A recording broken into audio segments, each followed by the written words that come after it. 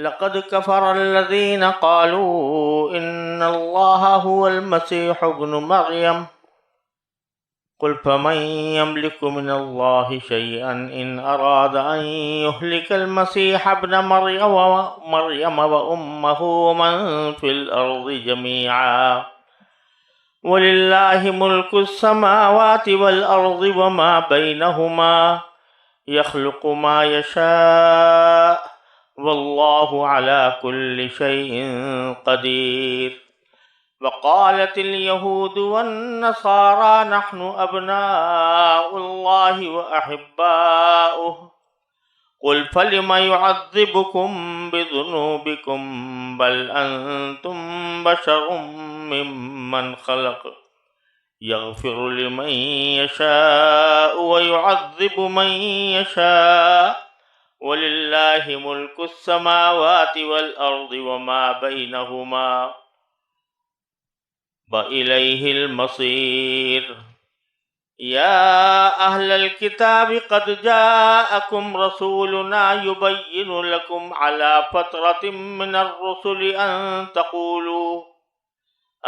تقولوا ما جاءنا من بشير ولا نذير فقد جاءكم بشير ونذير والله على كل شيء قدير۔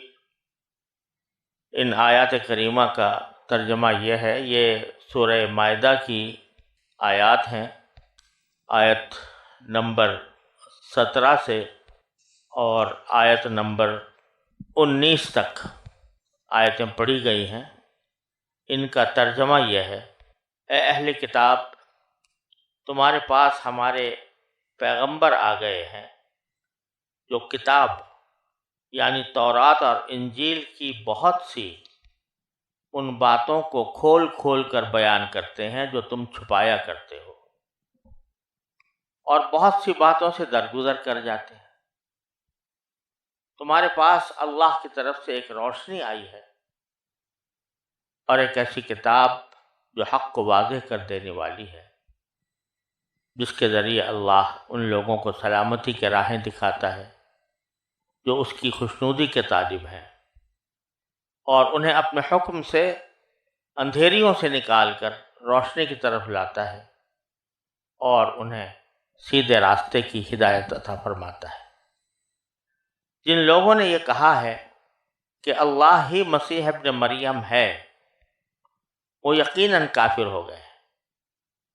اے نبی، ان سے کہہ دو کہ اگر اللہ مسیح ابن مریم کو اور ان کی ماں کو اور زمین میں جتنے لوگ ہیں ان سب کو ہلاک کرنا چاہے تو کون ہے جو اللہ کے مقابلے میں کچھ کرنے کی ذرا بھی طاقت رکھتا ہو؟ تمام آسمانوں اور زمین پر اور ان کے درمیان جو کچھ موجود ہے اس پر تنہا ملکیت اللہ ہی کی ہے۔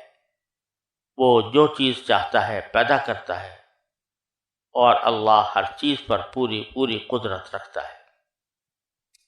یہود و نصارہ کہتے ہیں کہ ہم اللہ کے بیٹے اور اس کے چہیتے ہیں۔ ان سے کہو کہ پھر اللہ تمہارے گناہوں کی وجہ سے تمہیں سزا کیوں دیتا ہے؟ نہیں، بلکہ تم انہی انسانوں کی طرح انسان ہو جو اس نے پیدا کیے ہیں۔ وہ جس کو چاہتا ہے بخش دیتا ہے اور جس کو چاہتا ہے عذاب دیتا ہے۔ آسمانوں اور زمین پر اور ان کے درمیان جو کچھ موجود ہے اس پر تنہا ملکیت اللہ ہی کی ہے، اور اسی کی طرف سب کو لوٹ کر جانا ہے۔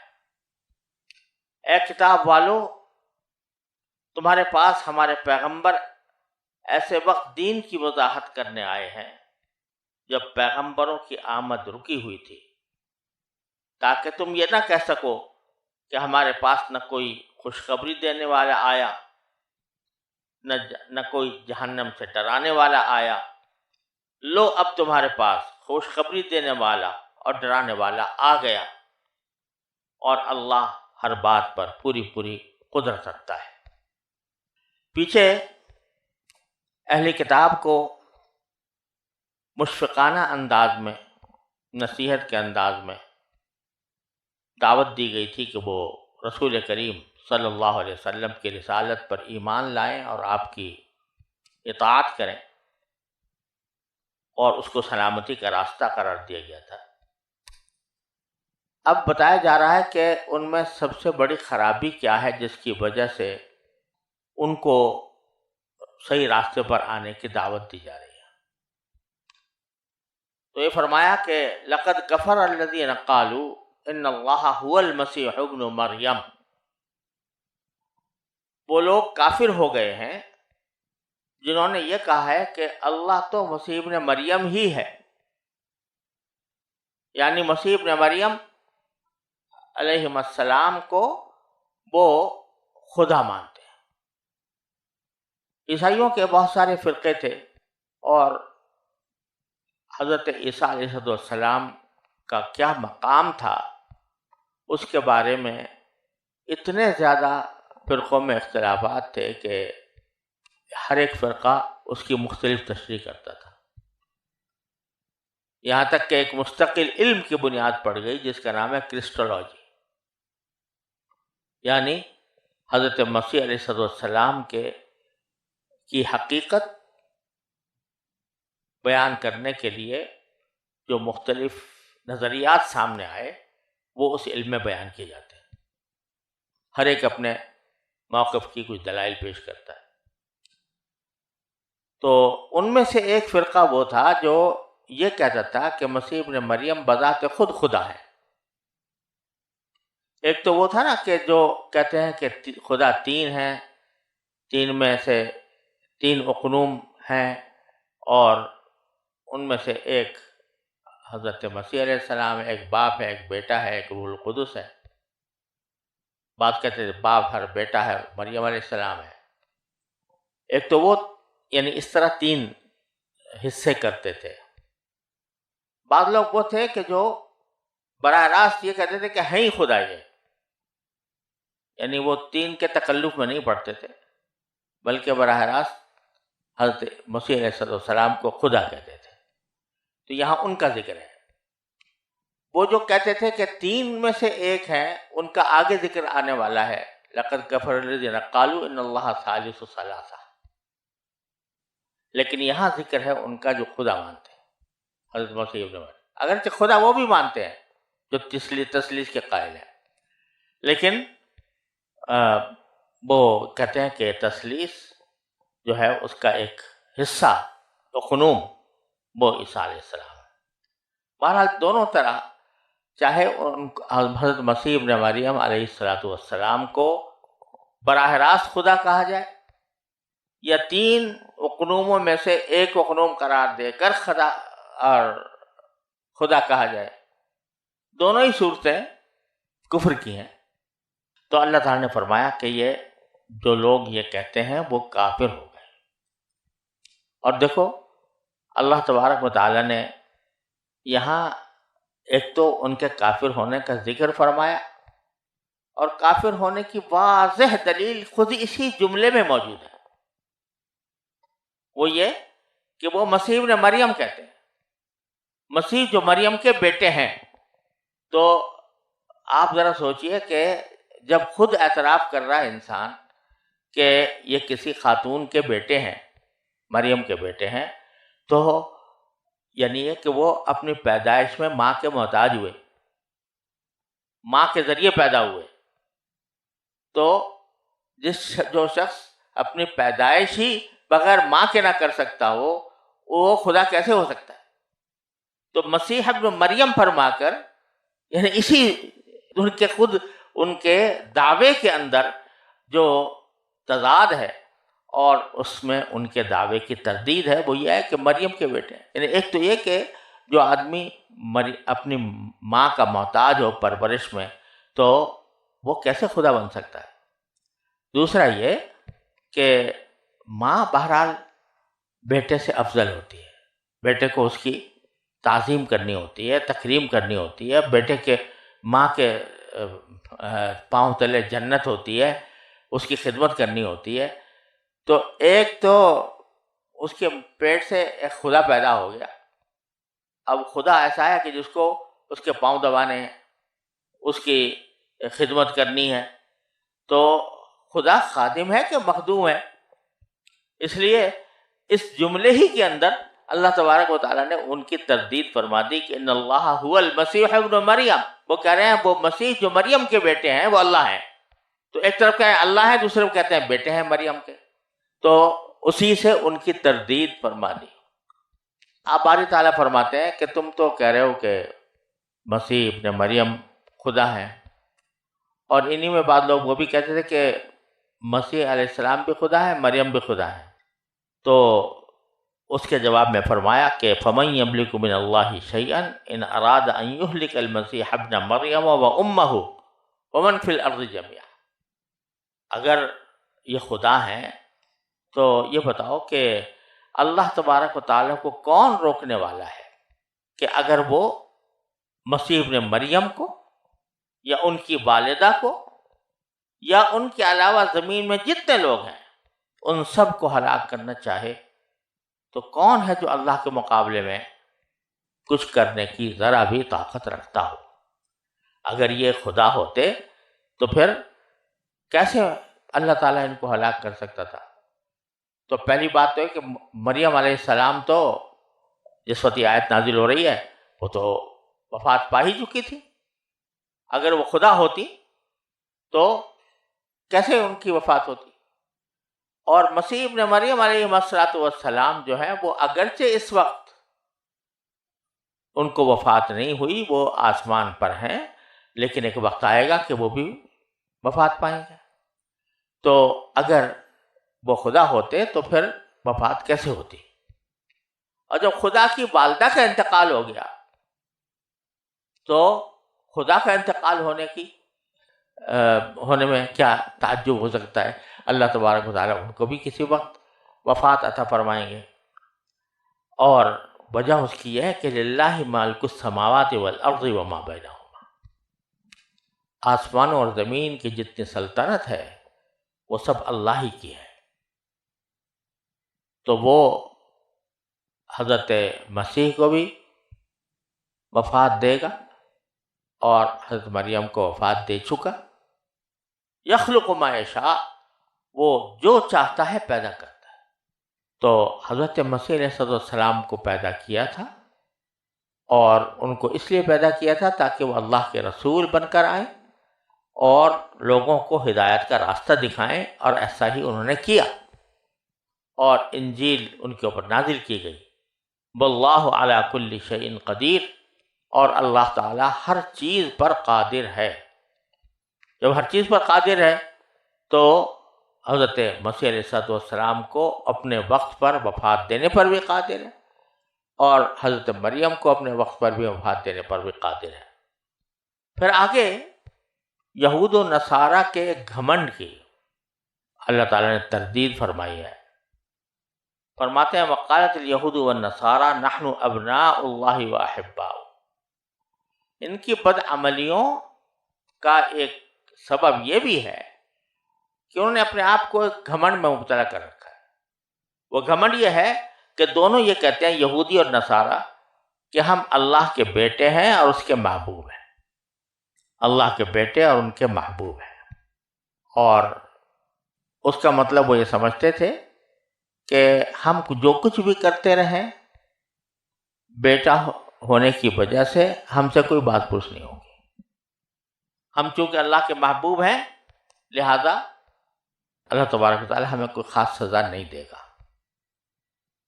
اور یہ دھوکہ ان کو اصل میں لگا اس طرح کہ عبرانی زبان میں جو اللہ تعالیٰ کی کتابیں نازل ہوئیں، تورات، زبور وغیرہ، ان کا ایک اسلوب تھا کہ وہ جب کسی کو شفقت کے ساتھ مخاطب کرنا ہو تو اس کو یہ کہتے بیٹا، اے بیٹو. یہ شفقت کا ایک اسلوب تھا. اب بھی یہ بائبل میں پایا جاتا ہے کہ وہ بیٹے کے الفاظ جو ہیں وہ استعمال کیے جاتے ہیں مخاطب کے لیے. جب ظاہر ہے اب اللہ تبارک و تعالیٰ کسی کو کہہ رہا ہے کہ بیٹا یا بیٹو کہہ کر خطاب کر رہا ہے، تو یہ مطلب نہیں ہے کہ یہ بیٹے جو ہیں وہ اللہ میاں سے پیدا ہوئے ہیں، اللہ تعالیٰ کے حکم سے ضرور پیدا ہوئے ہیں، لیکن اللہ تعالیٰ ان کا باپ نہیں ہے اور نہ وہ اللہ کے بیٹے ہیں۔ شفقت کا ایک اسلوب ہے کہ ان کو بیٹا کہہ کر پکارا گیا، تو اس سے یہ غلط فہمی ان کو پیدا ہو گئی کہ ہم تو اللہ کے بیٹے ہیں۔ اور حالانکہ سیاق و سباق واضح طور پر اس بات کی دلیل تھا کہ ان کو جو بیٹا کہا جا رہا ہے وہ حقیقی معنی میں نہیں ہے، بلکہ شفقت کا ایک عنوان ہے جو ان کے ساتھ اختیار کیا گیا ہے، لیکن یہ اپنے آپ کو بیٹا بنا بیٹھے۔ اور جب بیٹے ہیں تو محبوب بھی ہیں، بیٹا محبوب ہوتا ہے، لہذا ابناء اللہ و احباؤ، ہم اللہ کے بیٹے بھی ہیں، اللہ کے محبوب بھی ہیں۔ تو اللہ تعالیٰ اس میں ایک مختصر سے جواب ان کو دیتے ہیں کہ قل فلم یعذبکم بذنوبکم، اگر تم بیٹے ہو تو ذرا یہ بتاؤ پھر اللہ تعالیٰ تمہیں گناہوں کی سزا کیوں دے گا، کس وجہ سے دے گا؟ یہ اس لیے کہا کہ خود یہ لوگ اس بات کے قائل تھے، جیسا کہ دوسری جگہ قرآن کریم میں آیا ہے کہ لن تمسنا النار الا ایاما معدودات، ہمیں آگ میں ڈالا تو جائے گا لیکن چند دنوں کے لیے، پھر چھٹی ہو جائے گی ہماری۔ تو مانتے تھے کہ عذاب ہوگا۔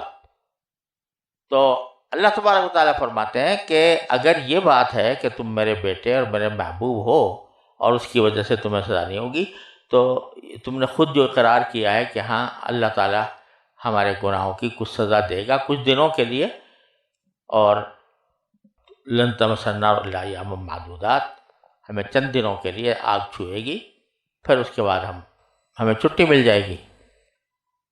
اور ایک حدیث میں رسول کریم صلی اللہ علیہ وسلم سے یہودیوں نے کہا، خود براہ راست رسول کریم صلی اللہ علیہ وسلم سے خطاب کرتے ہوئے، کہ جب قیامت کے اندر ہم جائیں گے تو ایسا ہوگا کہ ہم کچھ دنوں کے لیے ہم جہنم میں رہیں گے، پھر آپ ہمارے قائم مقام ہوں گے وہاں پر، یعنی مسلمان قائم مقام ہوں گے، اب ساری زندگی جو ہے پھر وہ مسلمان جو ہے وہ رہیں گے، ہم تو تھوڑے دنوں کے نکل کے چلے آئیں گے۔ تو بھائی یہاں پر کہا جا رہا ہے کہ تم خود مانتے ہو کہ تمہیں عذاب ہوگا، چاہے چند دن کے لیے ہو، ایام معدودات، اگر تم بیٹے ہو اور اللہ کے محبوب ہو تو پھر کیوں عذاب دے گا تمہیں اللہ تعالیٰ؟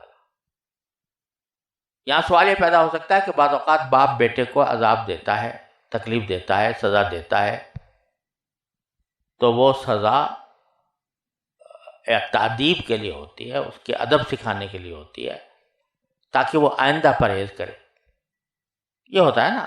لیکن یہاں جو ذکر ہو رہا ہے وہ آخرت کے عذاب کا ہو رہا ہے۔ آخرت کے عذاب اول تو اتنا شدید ہے کہ ایک لمحے کے لیے بھی انسان اللہ بچائے اس میں چلا جائے تو وہ اس کو ہم یہ نہیں کہہ سکتے کہ تعذیب کے لیے ہو رہا ہے، آگ میں جلایا جا رہا ہے، کھولتا ہوا پانی سر پہ ڈالا جا رہا ہے وغیرہ وغیرہ، تو یہ کوئی باپ اپنے بیٹے کی تعذیب کے لیے ایسا عذاب نہیں دیتا آگ کا، اس کو آگ میں جلا دے، چاہے ایک مہینے کے لیے، چاہے ایک چند دن کے لیے ہو۔ دوسری بات یہ ہے کہ تعذیب کا مطلب یہ ہوتا ہے کہ دنیا میں جو بچوں کو ادب سکھایا جاتا ہے تو اس کی وجہ سے اگر کسی کو کوئی مار پیٹ کر لی تو مطلب یہ اس کا یہ ہوتا ہے کہ تاکہ آئندہ اس کا ترجمہ درست ہو جائے۔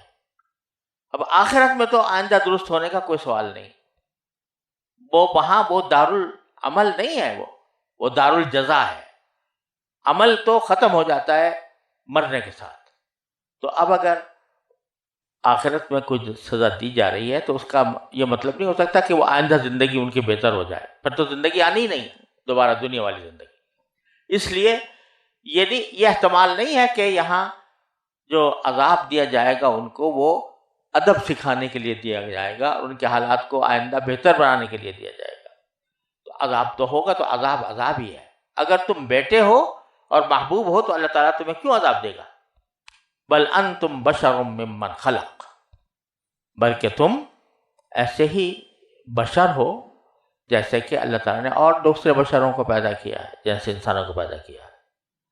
یغفر لمن یشاء ویعذب من یشاء، اور کسی کے ساتھ ایسا لاڈلا ہونے کا معاملہ نہیں ہے کہ چاہے وہ جو کچھ کرتا رہے اور اللہ تعالیٰ کا لاڈلا ہے اور اس کا بیٹا ہے اور اس وجہ سے وہ کچھ بھی کرتا رہے اس کو عذاب سے نجات مل جائے گی، بلکہ اللہ تعالیٰ جس کو چاہتا ہے اس کی مغفرت کرتا ہے، جس کو چاہتا ہے اسے عذاب دیتا ہے۔